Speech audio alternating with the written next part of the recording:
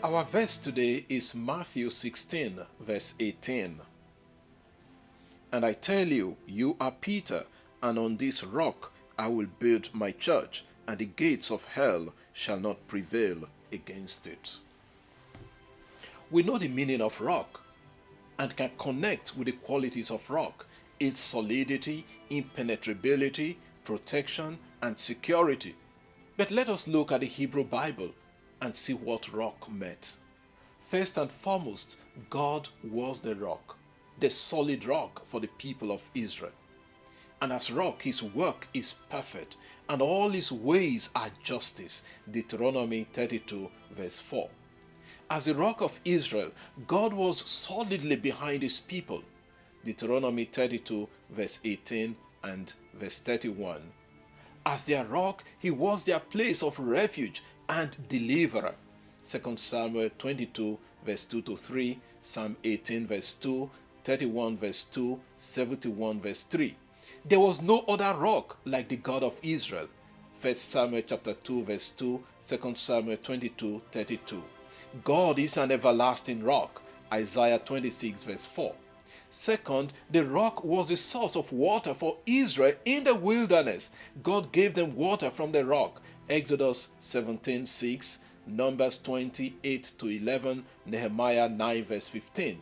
Third, God reveals himself to Moses while standing on the rock. Exodus 33, 20 to 22. Fourth, the rock was the place of offering sacrifice to God. The angel of God commanded people to offer their sacrifice to God on a rock. Judges 6, verse 20, 13, verse 19. Fifth, rock was also an obstacle to evildoers. Isaiah 8, 13 to 14. When Jesus says to Peter, "You are Petrus, you are rock, and on this rock I will build my church, and the gates of hell shall not prevail against it," we can understand it from the way rock was understood in the Old Testament. God is the rock, and Christ himself is the rock made visible. So Peter being rock would mean that he represents God, the solid rock of his people on earth. Peter represents the visible foundation of the church of Christ. He is the visible head on earth. The church Jesus will build upon that rock will be the place of refuge and shelter for his people. The church will be the source of water to quench the thirst of the people of God.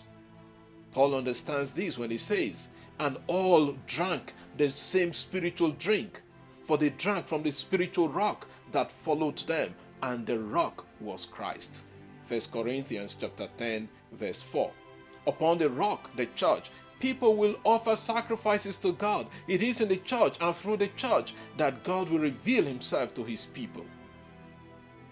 Because of the solidity of the rock and the foundation on which it stands, the rock becomes an obstacle to the kingdom of darkness. So the gates of hell can never prevail against it because it is solid. Jesus says in another place, "And the rain fell, and the floods came, and the winds blew and beat that house, but it did not fall because it had been founded on a rock."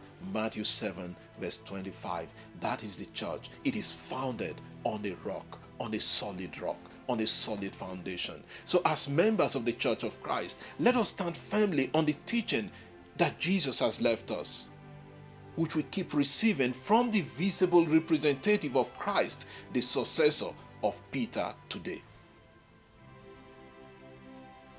Lord, may we continue to find refuge in the church and drink from the water that flows from it to quench our spiritual thirst.